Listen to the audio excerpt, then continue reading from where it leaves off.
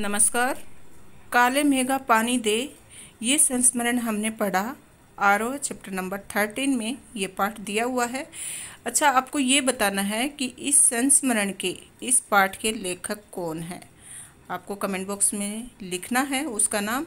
और अब मैं आपको सरल भाषा में इस पाठ के सभी प्रश्न उत्तर समझाने जा रही हूँ, क्योंकि ये जो पाठ है हमने बहुत सरल और आसान तरीके से समझा है, तो इसके प्रश्नों के उत्तर भी आपको आसान लगेंगे। एक दो बार वीडियो सुन लीजिएगा, सारे प्रश्न अपने आप लर्न हो जाएंगे, क्योंकि पढ़ने से ज़्यादा सुनने से जल्दी कोई भी चीज़ ग्रहण होती है। तो आप वीडियो को सुन लीजिएगा 2 बार, तो सारे प्रश्नों के उत्तर अपने आप आ जाएंगे। PDF इसकी डिस्क्रिप्शन बॉक्स में मिलेगी, तो वहाँ जाकर आप अपने नोटबुक में नोट डाउन कर सकते हैं। और अगर वहाँ पढ़ना है आपको तो पढ़ सकते हैं, वीडियो सुनना है तो वीडियो सुन सकते हैं। सारी सुविधाएं आपके लिए उपलब्ध है। तो इस बात पर बनता है एक लाइक, शेयर और चैनल को सब्सक्राइब करना मत भूलिएगा। ये सब करके ही जाइएगा। और जितने भी पाठक हैं, जितने भी दर्शक हैं और जितने भी श्रोतागण हैं, इस बात को ध्यान में रखिएगा कि बहुत ही मेहनत से और आसान भाषा में समझाने का प्रयास कर रही हूँ आप सब लोगों के हित के लिए। तो इतना तो आपका बनता है, लाइक कर दीजिएगा, कमेंट कर दीजिएगा। चलिए शुरू करते हैं। पहला प्रश्न है, लोगों ने लड़कों की टोली की मेंढक मंडली नाम किस आधार पर दिया। कि वो टोली जो बनाई थी ना इंद्रसेना, उसको लोगों ने मेंढक मंडली नाम दिया, वो किस आधार पर दिया। ये टोली अपने आप को इंद्रसेना कहकर क्यों बुलाती थी। बहुत महत्वपूर्ण प्रश्न है, आया हुआ है, फिर से आ सकता है। उत्तर है, गांव के कुछ लोगों को लड़कों के नंगे शरीर, उछल कूद, शोर शराबे और उनके कारण गली में होने वाले कीचड़ से चिढ़ थी। वे इसे अंधविश्वास मानते थे। इसी कारण वे इन लड़कों की टोली को मेंढक मंडली कहते थे। ये टोली स्वयं को इंद्रसेना कहकर बुलाती थी। ये बच्चे इकट्ठे होकर भगवान इंद्र से वर्षा करने की गुहार लगाते थे। बच्चों का मानना था कि वे इंद्र की सेना के सैनिक हैं तथा उसी के लिए लोगों से पानी मांगते हैं, ताकि इंद्र बादलों के रूप में बरसकर सबको पानी दे। समझ में आया बच्चों कि मेंढक मंडली क्यों कहा जाता था इनको। क्योंकि ये शोर शराबा करते थे, नंगे शरीर में रहते थे, उछल कूद करते थे और गली में कीचड़ होता था इनके कारण। तो लोगों को अंधविश्वास लगता था ये सब, इसके लिए इन बच्चों की मंडली को मेंढक मंडली कहते थे। और ये जो टोली है ये खुद ही अपने आप को इंद्रसेना कहकर बुलाती थी। इनका मानना था कि इकट्ठे होकर भगवान इंद्र से वर्षा करने की हम गुहार करेंगे और वर्षा हो जाएगी। चलिए प्रश्न नंबर 2, जीजी ने इंद्रसेना पर पानी फेंके जाने को किस तरह सही ठहराया। तो उत्तर है, यद्यपि लेखक बच्चों की टोली पर पानी फेंके जाने के विरुद्ध था, लेकिन उसकी जीजी दीदी इस बात को सही मानती हैं। वह कहती हैं कि यह अंधविश्वास नहीं है। यदि हम इस सेना को पानी नहीं देंगे तो इंद्र हमें कैसे पानी देगा, अर्थात वर्षा करेगा। यदि परमात्मा से कुछ लेना है तो पहले उसे कुछ देना सीखो, तभी परमात्मा खुश होकर मनुष्य की इच्छाएं पूरी करता है। प्रश्न नंबर 3, पानी दे गुड़दानी दे, मेघों से पानी के साथ साथ गुड़दानी की भी मांग क्यों की जा रही है। तो गुड़दानी क्या होती है बच्चों, गुड़ और अनाज को मिलाकर जो खाते हैं उसको कहते हैं गुड़दानी। तो गुड़दानी गुड़ व अनाज के मिश्रण से बने खाद्य पदार्थ को कहते हैं। बच्चे मेघों से पानी के साथ साथ गुड़दानी की भी मांग करते हैं। पानी से प्यास बुझती है, साथ ही अच्छा वर्षा से ईख व धान की भी उत्पन्न होता है। यहाँ गुड़दानी से अभिप्राय है अनाज से। गांव की अर्थव्यवस्था कृषि पर आधारित होती है, जो वर्षा पर निर्भर है। अच्छी वर्षा से अच्छी फसल आएगी, धान आएगा और फिर बच्चे गुड़दानी खा पाएंगे। इसके लिए बच्चे पानी के साथ गुड़दानी की भी मांग करते हैं। प्रश्न नंबर 4, गगरी फूटी बैल प्यासा, इंद्रसेना के इस खेल गीत में बैलों के प्यासा रहने की बात क्यों मुखरित हुई। उत्तर है, इस खेल गीत में बैलों के प्यासा रहने की बात इसलिए मुखरित हुई है कि एक तो वर्षा नहीं हो रही, दूसरे जो थोड़ा बहुत पानी गगरी में बचा था वह भी घड़े के टूटने से गिर गया। अब घड़े में कुछ पानी नहीं बचा, इसलिए बैल प्यासे रह गए। बैल तभी खेत जोत सकेंगे जब उनकी प्यास बुझेगी। तो हे मेघा, पानी बरसा ताकि बैलों और धरती दोनों की प्यास बुझ जाए, चारों ओर खुशी आ जाए। तो इन पंक्तियों में बहुत गहरा भाव अंतर्निहित है। बच्चों ये प्रश्न अच्छा है, इम्पोर्टेंट है। फिर से देख लेते हैं कि गगरी फुट्टी बैल प्यासा इंद्रसेना के इस खेल गीत में बैलों के प्यासा रहने की बात क्यों मुखरित हुई। तो यहाँ बताया गया है कि वर्षा नहीं हो रही है, और दूसरी बात ये है कि एक तरफ वर्षा नहीं है, दूसरी ओर जो घड़े में थोड़ा बहुत भी पानी था वह घड़ा फूट गया, तो घड़ा गिरने से टूट गया, तो अब घड़े में कुछ पानी बचा ही नहीं, और इसलिए बैल भी प्यासे रह गए। बैल प्यासे रह गए तो अब खेत में वो जुताई कैसे होगी उनके बिना, और उनकी प्यास कैसे बुझेगी। तो हे मेघा पानी बरसाओ ताकि बैलों को भी पानी मिले और खेतों को भी पानी मिले और चारों ओर खुशी आ जाए। इंद्रसेना सबसे पहले गंगा मैया की जय क्यों बोलती है। नदियों का भारतीय सामाजिक संस्कृति परिवेश में क्या महत्व है। तो उत्तर है, वर्षा न होने पर इंद्रसेना सबसे पहले गंगा मैया की जय बोलती है। इसका कारण ये है कि भारतीय जनमानस में गंगा नदी को विशेष मान सम्मान प्राप्त है। हर शुभ कार्य में गंगा जल का प्रयोग किया जाता है, उसे माँ का दर्जा मिला है। भारत के सामाजिक और सांस्कृतिक परिवेश में नदियों का बहुत महत्व है। देश के लगभग सभी प्रमुख बड़े नगर नदियों के किनारे बसे हुए हैं, इन्हीं के किनारे सभ्यता का विकास हुआ है। अधिकतर धार्मिक और सांस्कृतिक केंद्र भी नदी पर विकसित हुए हैं, जैसे हरिद्वार हुआ, ऋषिकेश हुआ, काशी, बनारस, आगरा, ये सभी शहर नदियों के तट पर बसे हैं। तो धर्म से भी नदियों का प्रत्यक्ष संबंध है, और नदियों के किनारे मेले भी लगते हैं, और नदियों को मोक्षदायिनी भी कहा गया है। और गंगा नदी तो आपको पता ही है बच्चों कि सबसे पवित्र मानी जाती है, तो इसलिए बच्चे सबसे पहले गंगा मैया की जय बोलते हैं। अगला प्रश्न है, लेखक का मन कैसा है। तो लेखक का मन तर्कशील है, वह तर्क के आधार पर विश्वास को परखता है। वह चाहता है कि जो कुछ उसकी जीजी कहती है वह तर्क के आधार पर सिद्ध होना चाहिए। इसलिए लेखक का किशोर मन बच्चों द्वारा पानी मांगने को पानी की बर्बादी के रूप में देखता है। उसे पानी की बर्बादी इसलिए लगती है कि सूखे में जहाँ लोग प्यासे मरते हों वहाँ पानी से नहाना गलत बात है, और देखा जाए तो ये सही बात है। लेखक का सोचना एकदम तर्कपूर्ण है कि जहाँ पानी है ही नहीं, सूखा पड़ा हुआ है, वहाँ जो पानी है उसकी बर्बादी क्यों हो रही है। प्रश्न नंबर 8, क्या अंधविश्वास समाज के लिए लाभकारी है। तो उत्तर क्या है बच्चों, बिल्कुल नहीं। अंधविश्वासों के कारण ही समाज की गति रुक जाती है, व्यक्ति चाहते हुए भी कुछ नहीं कर पाता। इन अंधविश्वासों के फेर में पड़कर लोग कर्म करना छोड़ देते हैं, केवल धर्म को ही सब कुछ मानते हैं, उनके अनुसार भाग्य ही सब कुछ है। बारिश के लिए किए गए प्रयत्न किस कोटि के हैं। उत्तर है, बच्चों द्वारा बारिश के लिए गए प्रयत्न विश्वास के अंतर्गत आते हैं। भोले बच्चे बारिश लाने के लिए हर तरह के प्रयत्न करते हैं। वे नहीं जानते कि ये विश्वास है या अंधविश्वास, वे तो चाहते हैं कि बारिश हो जाए, चाहे इंद्र को प्रसन्न करने के लिए कुछ भी कार्य करना पड़े। प्रश्न नंबर 10, काले मेघा पानी दे कैसा संस्मरण है। अच्छा इंपॉर्टेंट प्रश्न है बच्चों ये। उत्तर है, काले मेघा पानी दे एक सार्थक संस्मरण है। इसमें लेखक ने लोक प्रचलित विश्वास और विज्ञान के द्वंद्व का सुंदर चित्रण किया है। विज्ञान का अपना तर्क है और विश्वास का अपना सामर्थ्य। लेखक जहाँ तर्क के आधार पर कुछ सिद्ध करना चाहते हैं, वहीं दीदी के विश्वास के सामने वह निरुत्तर हो जाता है। प्रश्न नंबर 11, दिन दिन गहराते पानी के संकट से निपटने के लिए क्या आज का युवा वर्ग काले मेघा पानी दे की इंद्रसेना की तर्ज पर कोई सामूहिक आंदोलन प्रारंभ कर सकता है। अपने विचार लिखिए।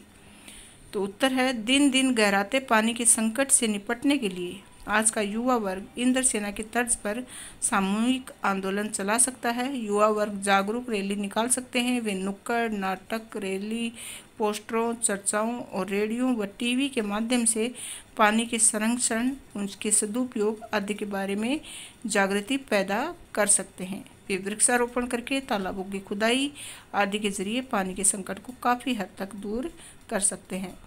तो ये बच्चों आपके मस्तिष्क के आकलन के हिसाब से प्रश्न है।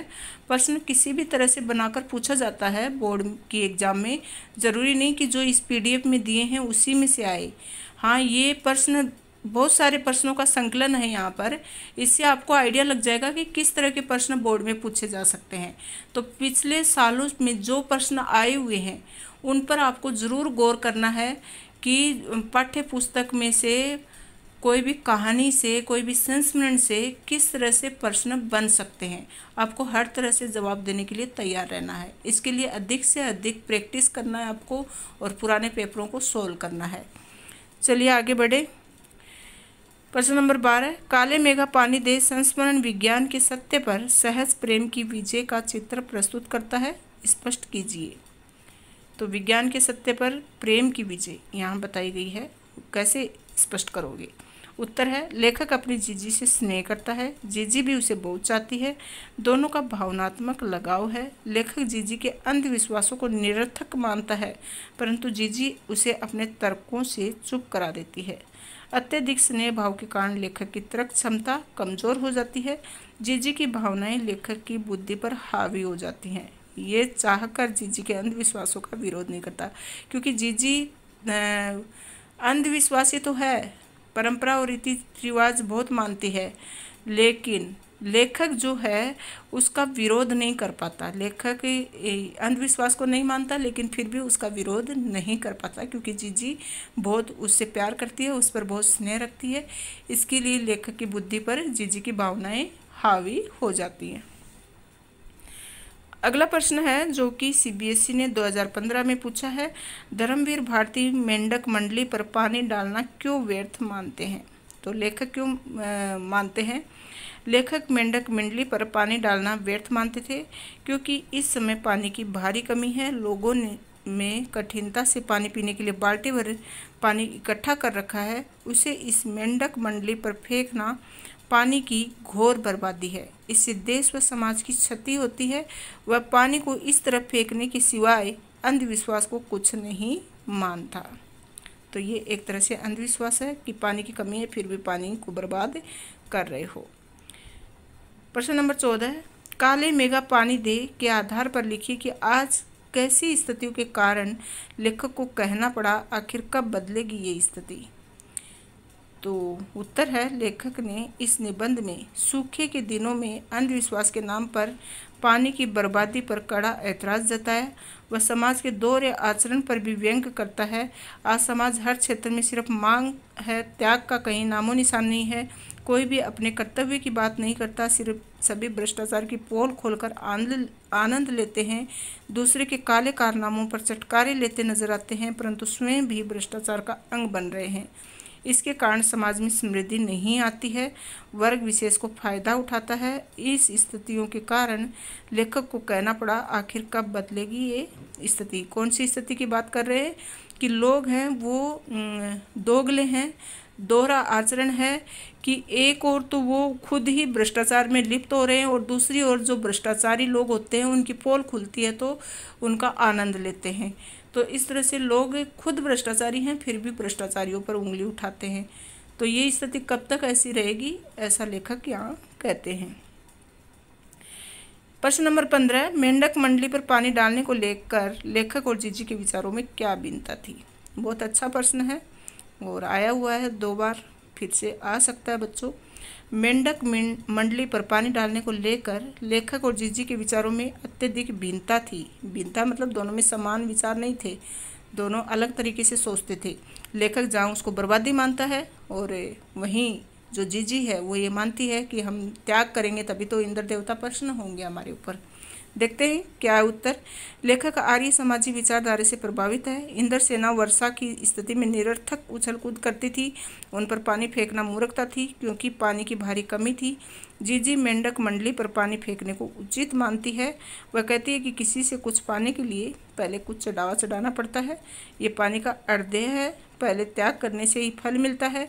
वह गेहूं की फसल पाने के लिए अच्छे बीजों को खेत में डालने का तर्क देकर अपनी बात को ठीक बताती है। तो जीजी ऐसा उदाहरण देती है कि लेखक महोदय तो चुप हो जाते हैं। प्रश्न नंबर 16 है, काले मेघा पानी दे में लेखक ने लोक मान्यताओं के पीछे छिपे किस तर्क को उभारा है? आप भी अपने जीवन के अनुभव से किसी अंधविश्वास के पीछे छिपे तर्क को स्पष्ट कीजिए। तो लेखक ने अंधविश्वासों में लोक मान्यताओं के तर्कों में सबसे प्रमुख भाव जन कल्याण सहभाव को उभारा है। कष्ट के समय समाज का हर व्यक्ति अपनी क्षमता अनुसार सहायता में योगदान करता है। इस भावना के साथ धार्मिक मान्यताएं जोड़ी जाती हैं ताकि व्यक्ति इन्हें आसानी से कर सके। भावनात्मक लगाव भी पीढ़ी दर पीढ़ी अंधविश्वासों को प्रसारित करता है। प्रश्न नंबर 17, गगरी फूटी बैल प्यासा कथन भारतीय जीवन पर स्वतंत्रता के इतने वर्ष बाद भी कितना उपयुक्त ठहरता है। तो काले मेघा पानी दे पाठ के आधार पर स्पष्ट करना है।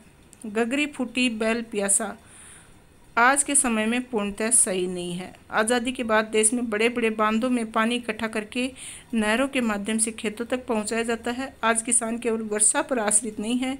खेत अब वर्ण का जुआ नहीं रहे, मतलब वर्षा का जुआ नहीं रहे। आज किसान के पास ट्यूबवेल है, कुएं हैं, नहरें हैं। इसके अलावा सूखा पड़ने पर सरकार द्वारा भारी आर्थिक मदद की जाती है। नई तकनीक, नए बीजों में कमी, कम पानी में अच्छी फसल उत्पन्न होती है। आज के किसान की दशा बिल्कुल बदल गई है। तो आज किसान की स्थिति थोड़ी ठीक हो गई है।